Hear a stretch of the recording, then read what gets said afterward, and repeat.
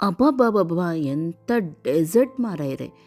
ಎಂಥ ಟ್ಯಾಲೆಂಟ್ ನಿನಗೆ ಅಂತ ನನಗೆಲ್ಲ ನಿಮಗೆ ಹೇಳ್ತಾರೆ ಈ ರೀತಿ ನೀವು ಮಾಡಿದರೆ. ಹ್ಯಾಲೋ ನನ್ನ ಕುಟುಂಬದವರೇ, ಹೇಗಿದ್ರೆಲ್ಲರೂ? ಇವತ್ತು ಸಿಂಪಲ್ ಇಂಗ್ರೀಡಿಯೆಂಟ್ಸಲ್ಲಿ ನಾನು ಬೆಸ್ಟ್ ಒಂದು ಡೆಸರ್ಟ್ ರೆಸಿಪಿ ನಿಮಗೋಸ್ಕರ ತೊಗೊಂಡು ಬಂದಿದ್ದೀನಿ, ಸ್ವೀಟ್ ರೆಸಿಪಿ. ವಾವ್! ನೋಡಿ ಇದು ಯಾವ ರೀತಿ ಇದೆ ಅಂತ ಹೇಳಿ.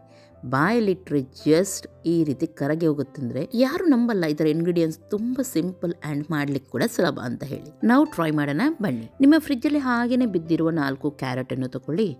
ಅದರ ಹೊರಗಡೆ ನಾನು ಕ್ಲೀನ್ ಮಾಡಿ ತೊಗೊಂಡಿದ್ದೀನಿ. ಅದನ್ನು ಸಣ್ಣ ಸಣ್ಣದಾಗಿ ಈ ರೀತಿ ಕಟ್ ಮಾಡ್ತಾ ಇದ್ದೀನಿ. ಚಾಪರ್ ಇದೆ, ಅದರ ಚಾಪರಲ್ಲಿ ಕೂಡ ನೀವು ಈಸಿಯಾಗಿ ಮೊದಲೇ ಹಾಕ್ಬೋದು.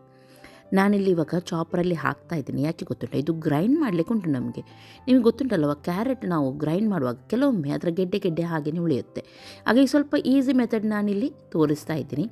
ನಿಮ್ಮ ಹತ್ರ ಚಾಪರ್ ಈ ರೀತಿ ಫುಡ್ ಪ್ರೊಸೆಸರ್ ಎಲ್ಲ ಇಲ್ಲ ಅಂತಾದರೆ ಡೈರೆಕ್ಟ್ ಮಿಕ್ಸಿ ಜಾರಿಗೆ ಹಾಕಿ ನೈಸಾಗಿ ಮಾತ್ರ ಗ್ರೈಂಡ್ ಮಾಡಿ.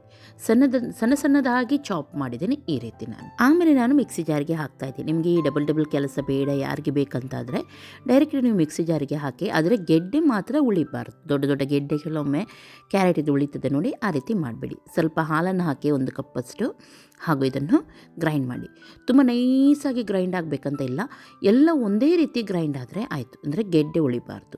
ನಾನೇನು ಇದನ್ನು ತುಂಬ ನೈಸಾಗಿ ಗ್ರೈಂಡ್ ಮಾಡಲಿಲ್ಲ ನೋಡಿ, ಈ ರೀತಿ ಇದ್ದರೆ ಸಾಕು. ಇದು ಇವಾಗೊಂದು ಕಡಾಯಿಗೆ ಸ್ವಲ್ಪ ನಾವೇನು ಮಾಡೋಣ, ತುಪ್ಪವನ್ನು ಹಾಕೋಣ. 1/4 ಕಪ್ಪಷ್ಟು ತುಪ್ಪವನ್ನು ಹಾಕಿದ್ದೀನಿ.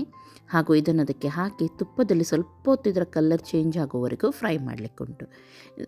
ಅದಕ್ಕೆ ಸ್ವಲ್ಪ ಏಲಕ್ಕಿ ಕೂಡ ಹಾಕ್ತಾ ಇದ್ದೀನಿ ನಾನು, ಇಲ್ಲದಿದ್ದರೆ ಹಸಿ ವಾಸನೆ ಬರುತ್ತೆ. ಹಾಗಾಗಿ ತುಪ್ಪದಲ್ಲಿ ಸ್ವಲ್ಪ ಹೊತ್ತು ಇದನ್ನು ಚೆನ್ನಾಗಿ ಫ್ರೈ ಮಾಡಿ. ಇವಾಗ ನಾನು 2 ಟೇಬಲ್ ಸ್ಪೂನಷ್ಟು ತುಪ್ಪವನ್ನು ಮತ್ತೆ ಹಾಕ್ತಾ ಇದ್ದೀನಿ. ಹಾಗೂ ಅದಕ್ಕೆ ನಾನು ಉಂಟು ನೋಡಿ 1 ಕಪ್ಪಷ್ಟು ರವೆಯನ್ನು ಹಾಕ್ತಾ ಇದ್ದೀನಿ. ಇಲ್ಲಿ ಸಣ್ಣ ರವೆ ಇರುತ್ತೆ ನೋಡಿ, ಅಥವಾ ಚಿರೋಟಿ ರವೆ ಹೇಳ್ತೀವಿ, ಬಾಂಬೆ ರವೆ ಹೇಳ್ತೀವಿ. ಸಣ್ಣ ರವೆಯನ್ನು ಹಾಕಿ ಸ್ವಲ್ಪ ಹೊತ್ತು ಅದನ್ನು ಕೂಡ ತುಪ್ಪದಲ್ಲಿ ಈ ರೀತಿ ಫ್ರೈ ಮಾಡಿ ನೋಡಿ. ಈ ರೀತಿ ಡ್ರೈ ಆಗಿ ಬರುವಾಗ ಅದಕ್ಕೆ 1 ಕಪ್ಪಷ್ಟು ಹಾಲನ್ನು ಹಾಕಿ ಮತ್ತೊಮ್ಮೆ ಮಿಕ್ಸ್ ಮಾಡಿ. ಗ್ಯಾಸನ್ನು ಲೋ ಫ್ಲೇಮಲ್ಲೇ ಇಡಬೇಕು. ಯಾವಾಗದಿಂದ ನೀವು ರವೆ ಹಾಕ್ತೀರಿ ನೋಡಿ, ಆವಾಗದಿಂದ ನೋಡಿ ಈ ರೀತಿ ಆಗುತ್ತೆ ಇದು. ಆಮೇಲೆ ಇದಕ್ಕೆ ಸಕ್ಕರೆಯನ್ನು ಹಾಕೋಣ. 1/4 ಕಪ್ಪಷ್ಟು ಸಕ್ಕರೆಯನ್ನು ಹಾಕಿ ಚೆನ್ನಾಗಿ ಇದನ್ನು ಮಿಕ್ಸ್ ಮಾಡಿ. ತಾನಾಗಿ ಸಕ್ಕರೆ ಕೂಡ ಕರಗುತ್ತೆ ಇದರಲ್ಲಿ, ಹಾಗೂ ರವೆ ಕೂಡ ಬೇಯುತ್ತೆ. ಫಸ್ಟಿಗೆ ಹಾಲು ಹಾಕಿದೆ ನೋಡಿ, ಹಾಲಲ್ಲಿ ಕೂಡ ಸ್ವಲ್ಪ ಹೊತ್ತು ಬೆಂದಿದೆ ಇದು.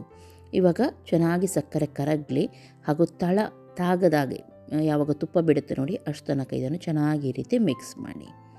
ಬೇಕಿದ್ರೆ ತುಂಬ ಡ್ರೈ ಆಯಿತು, ಓವರ್ ಆಯಿತು ಅಂತಾದರೆ ನೀವು ತುಪ್ಪ 1 ಚಮಚದಷ್ಟು ಹಾಕಿ. ಓಕೆ, ಇವಾಗ ನೋಡ್ಬೋದು ಎಷ್ಟು ಚೆನ್ನಾಗಿದು ಬಂದಿದೆ ನೋಡಿ, ಈ ರೀತಿ ಬರಬೇಕಿದು. ತಳ ಕೂಡ ತಾಗ್ತಾ ಇಲ್ಲ, ಪರ್ಫೆಕ್ಟ್ ಆಗಿದೆ.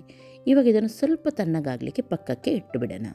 ಅದು ಸ್ವಲ್ಪ ತಣ್ಣಗಾಗೋ ತನಕ ಇನ್ನೊಂದು ಕಡಾಯಲ್ಲಿ ನಾವೇನು ಮಾಡೋಣ, 1 ಲೀಟರಷ್ಟು ದಪ್ಪ ಹಾಲನ್ನು ಹಾಕಬೇಕು. ತೆಳ್ಳಗೆ ಹಾಲಲ್ಲ, ದಪ್ಪ ಹಾಲನ್ನು. ಆದಷ್ಟು ದಪ್ಪ ಸಿಗೋದಾದರೆ ದಪ್ಪ ಹಾಲನ್ನೇ ಹಾಕಿ.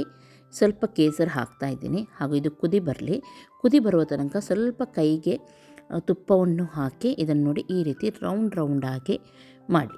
ಇದು ಸ್ವಲ್ಪ ತಣ್ಣಗಾಗಿದೆ, ತುಂಬ ಓವರಾಗಿ ತಣ್ಣಗಾಗಲಿಕ್ಕೆ ಬಿಡಬೇಡಿ, ಆವಾಗ ನಿಮಗೆ ಕಷ್ಟ ಆಗುತ್ತೆ. ಸ್ವಲ್ಪ ಬಿಸಿ ಇರುವಾಗಲೇ ಇದನ್ನು ರೌಂಡಾಗಿ ಮಾಡಿಬಿಡಿ. ಇನ್ನೊಂದು ಸೈಡ್ ಹಾಲಿಗೆ ಕೂಡ ಕುದಿ ಬರ್ತಾ ಉಂಟು ಲೈಟಾಗಿ. ಕಂಡೆನ್ಸ್ ಮಿಲ್ಕ್ 1 ಕಪ್ಪಷ್ಟು ಹಾಕ್ತಾ ಇದ್ದೀನಿ. ನೋಡ್ಕೊಂಡು ಹಾಕಿ, ಕೆಲವೊಮ್ಮೆ ಸಿಹಿ ಜಾಸ್ತಿ ಆಗುತ್ತೆ, ಜಾಸ್ತಿ ಹಾಕಬೇಡಿ. ಫಸ್ಟಿಗೆ 1 ಕಪ್ಪಷ್ಟು ಹಾಕಿ, ಆಮೇಲೆ ಬೇಕಂತಾದರೆ ನೀವು ಎಕ್ಸ್ಟ್ರಾ ಹಾಕ್ಬೋದು. ಚೆನ್ನಾಗಿ ಇವಾಗ ಇದು ದಪ್ಪ ಆಗುವವರೆಗೂ ನಾವು ಕುದಿಸ್ಲಿಕ್ಕೆ ಉಂಟು. ಒಳ್ಳೆ ರೀತಿ ಹಾಲು ದಪ್ಪ ಆಗಬೇಕು, ತಿಕ್ಕಾಗಬೇಕು. ಓಕೆ, ಎಲ್ಲವನ್ನು ಮಾಡಿದ್ದೀನಿ. ವಾವ್, ನೋಡಿ ಎಷ್ಟೊಂದು ಚೆನ್ನಾಗಿ ಕಾಣ್ತಾ ಉಂಟು ಅಂತ ಹೇಳಿ. ಇನ್ನೊಂದು ಸೈಡ್ ಹಾಲು ತಿಕ್ಕಾಗ್ತಾ ಬರ್ತಾ ಉಂಟು. ಇದಕ್ಕೆ ಸ್ವಲ್ಪ ಡ್ರೈ ಫ್ರೂಟ್ಸನ್ನು ಕಟ್ ಮಾಡಿ ಹಾಕೋಣ, ಪಿಸ್ತಾ, ಬಾದಾಮ್. ಓಕೆ, ಮಿಕ್ಸ್ ಮಾಡಿ ಇದನ್ನು. ಓಕೆ, ಇವಾಗ ಇದು ತಿಕ್ಕಾಗಿದೆ ನೋಡ್ಬೋದು. ನಾನು ಗ್ಯಾಸನ್ನು ಆಫ್ ಮಾಡ್ತೀನಿ. ಹಾಗೂ ಇದನ್ನು ಸ್ವಲ್ಪ ಲೈಟಾಗಿ ಆದಮೇಲೆ ನಾನು ಒಂದು ಗ್ಲಾಸ್ ಬೌಲಿಗೆ ಹಾಕಿದ್ದೀನಿ. ಲೈಟಾಗಿ ತಣ್ಣಗಾಗಿದ್ಮೇಲೆ, ಅಂದರೆ ಇದು ಬಿಸಿ ಉಂಟು ಆಲ್ರೆಡಿ. ಇವಾಗ ಇದರ ಮೇಲೆ ನಾವು ಮಾಡಿಟ್ಟ ಕ್ಯಾರೆಟ್ ಜಾಮೂನ್ ಉಂಟು ನೋಡಿ, ಅದನ್ನು ಹಾಕೋಣ. ಹಾಗೂ ಸ್ವಲ್ಪ ಮೇಲ್ಗಡೆಯಿಂದ ಕೇಸರ್, ಡ್ರೈ ಫ್ರೂಟ್ಸ್ ಹಾಕಿದರೆ ಆಯಿತು. ಸ್ವಲ್ಪ ಲೈಟಾಗಿ ತಣ್ಣಗಾದಮೇಲೆ ಇದನ್ನು ಫ್ರಿಜ್ಜಲ್ಲಿ ಇಟ್ಬಿಡಿ. ಅಥವಾ ಕೆಲವರು ಹೀಗೆ ಬಿಸಿನೂ ತಿಂತಾರೆ, ಅದು ನನಗೆ ಸ್ವಲ್ಪ ಕೋಲ್ಡ್ ಇಷ್ಟ ಆಗುತ್ತೆ. ನೋಡಿ, ನೀವು ಟೇಸ್ಟ್ ಮಾಡಿ ನೋಡಿ, ಯಾವುದು ನಿಮಗೆ 2 ಕೂಡ ಟೇಸ್ಟ್ ಮಾಡಿ ನೋಡಿ, ಯಾವುದು ಇಷ್ಟ ಆಗುತ್ತೆ ಆ ರೀತಿ ಮಾಡಿ. ಓಕೆ, ತಣ್ಣಗಾದಮೇಲೆ ಸೂಪರ್ ಆಗುತ್ತೆ, ಎಳ್ಕೊಳ್ಳುತ್ತೆ, ಚೆನ್ನಾಗಾಗುತ್ತೆ. ಎಂಜಾಯ್ ಮಾಡಿ ನೋಡಿ ಎಷ್ಟು ಚೆನ್ನಾಗಿ ಬಂದಿದೆ. ಸಿಂಪಲ್ ಅಲ್ವಾ? ಹಾಗೂ ಯಾರು ಕೂಡ ಇದನ್ನು ಮಾಡ್ಬೋದು ಈಸಿಯಾಗಿ ಮನೆಯಲ್ಲಿ. ಹಾಗಾಗಿ ನಾನು ಇದನ್ನು ಹೇಳ್ಕೊಟ್ಟಿದ್ದೀನಿ, ಟ್ರೈ ಮಾಡಿ ನೀವು. ವಾವ್ ನೋಡಿ, ಆ ಹಾಲೊಂದಿಗೆ ಇದು ಹಾಕಿ ತಿನ್ನುವಾಗ ನೋಡಿ ಎಷ್ಟು ಸಾಫ್ಟ್ ಇದೆ ನಿಮಗೆ ಗೊತ್ತಾಗ್ತಾ ಉಂಟಲ್ವಾ. ತುಂಬ ಚೆನ್ನಾಗಾಗುತ್ತೆ, ಬಾಯಲ್ಲಿ ಹಾಗೇ ಕರಗುತ್ತೆ, ಎಲ್ಲರೂ ಇಷ್ಟಪಡ್ತಾರೆ ಮನೆಯಲ್ಲಿ. ಹಾಗಾಗಿ ಟ್ರೈ ಮಾಡಿ. ಇವತ್ತಿನ ಈ ರೆಸಿಪಿ ನಿಮಗೆ ಖಂಡಿತ ಇಷ್ಟ ಆಗಿರ್ಬೋದು ಅಂತ ಎನಿಸ್ತೀನಿ. ನಾನು ಕೂಡ ಇದನ್ನು ಟ್ರೈ ಮಾಡ್ತೀನಿ. ಎಂಥ ಟೇಸ್ಟ್ ಮಾರಾಯಿರೇ, ಈವಾಗಲೇ ಟ್ರೈ ಮಾಡಿ. ಸಬ್ಸ್ಕ್ರೈಬ್ ಮಾಡೋದು ಮಾತ್ರ ಮರಿಬೇಡಿ. ನಾಳೆ ಸಿಗ್ತೀನಿ. ಎಲ್ಲರಿಗೂ ಟೇಕ್ ಕೇರ್, ಬಾಯ್ ಬಾಯ್.